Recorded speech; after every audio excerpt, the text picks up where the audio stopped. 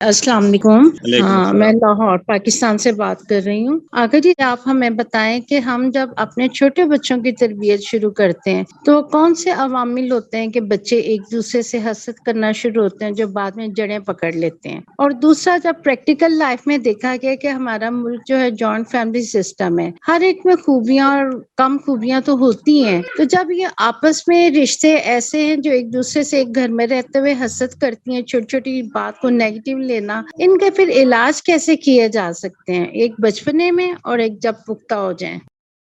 خیر دیکھیں، بچپنے میں تو ہمارے اصل میں جو چیز ہوتی ہے وہ بڑوں کا بیہیویئر ہوتا ہے۔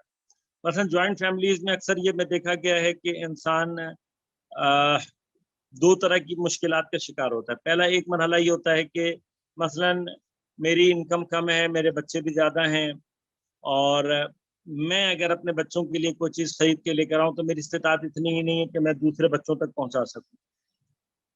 تو اس صورت میں کیا ہوتا ہے، یا تو میں اپنی ضرورت سے آگے بڑھنے کی کوشش کرتا ہوں، اس میں بھی مجھے نقصان ہوتا ہے، یا یہ کرتا ہوں کہ میں چیزوں کو بہت کم کر دیتا ہوں، اپنے اس میں اپنے ہی بچوں کو روکنے لگتا ہوں۔ یہ دونوں بیہیویئر صحیح نہیں ہے۔ اس میں ہوتا سارا یہ ہے کہ اگر انسان اس کو حل کرنا چاہے تو ایک تو طریقہ یہ ہوتا ہے جوائنٹ فیملی میں کہ اگر آپ کی استطاعت نہیں ہے کہ آپ دوسروں تک پہنچا سکیں تو اپنے بچوں تک کوشش کریں کہ اس کو مخفیانہ انداز سے لے کر جائے۔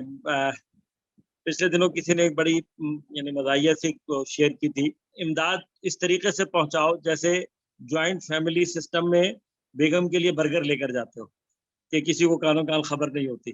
تو بنیادی طور پر جو ہے وہ یہ ہے سلسلہ کہ دیکھیں، حسد کو ایجاد کرنے والی سب سے پہلی چیز ہوتی ہے شو آف۔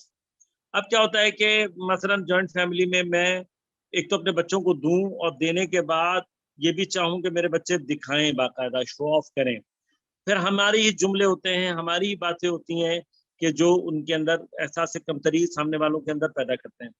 تو ہماری تربیت کا فقدان ہوتا ہے، ہماری تربیت کے مسائل ہوتے ہیں کہ جو بچوں کے اندر حسد کو پیدا کرتے ہیں۔ اگر ہم اپنی روٹین یہ بنائیں کہ جو چیز ہمارے پاس آئی ہے ہم اپنے بچوں سے خود ان کے ہاتھوں سے دے کر کہیں کہ یہ شیئر کرو باقیوں کے ساتھ۔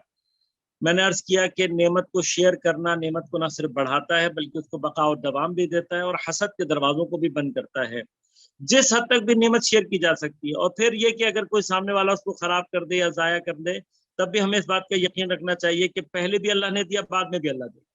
اور جو ضائع کرنے والا ہے اگر اس نے اپنی غلطی سے کیا ہے، اپنی یعنی جان بوجھ کر کیا ہے، تو بھی اس کا اللہ تعالیٰ حساب کرے گا۔ اگر اس سے غلطی سے ہو گیا تب بھی حساب کتاب اللہ کے ہاتھ میں۔ تو ہمیں گھبرانا نہیں چاہیے، یعنی نعمت کا اصل زوال اللہ کے ہاتھ میں۔ تو ہمیں نعمت کو شیئر کرنے میں اور اس میں اور بچوں سے کروانی چاہیے تاکہ ان کے اندر یہ والا مادہ پیدا نہ ہو۔ اگر عادتیں پختہ ہو جائیں تب بھی اس کے اندر جو مباحث ہیں وہ اسی طرح سے کہ متوجہ کیا جائے کہ دیکھو یہ جو حسد ہے، یہ تو اگر تمہارے اندر حسد ہے، یعنی جیسے ہی کسی کے اندر حسد ایجاد ہو جائے اور پختہ ہو جائے تو ایمان نکل جاتا ہے، ختم ہو جاتا ہے۔ کسی مومن سے حسد رکھنا ہمیں خود ایمان کے دائرے سے پہلے باہر نکال دیتا ہے۔ تو اگر ہم اپنے بارے میں یہ سوچیں اور اس پر غور کریں کہ اگر کسی کی نسبت بھی میرے اندر حسد ہے تو میں ویسے ایمان کے دائرے سے باہر، اس سے بڑا اور نقصان کیا ہو سکتا ہے؟ لہذا وہ جو کاؤنسلنگ ہے، وہ جو چیزیں ہیں کہ حسد سے متعلق انسان سمجھائے، اور پھر اس کے جو نفسیاتی اور اس کے جو آپ کے اوپر فزیکل ایفیکٹس ہیں وہ اپنی جگہ ایک خوفناک مرحلہ ہے کہ خدا ہم سب کو اس سے اپنے حفظ و امان میں رکھے۔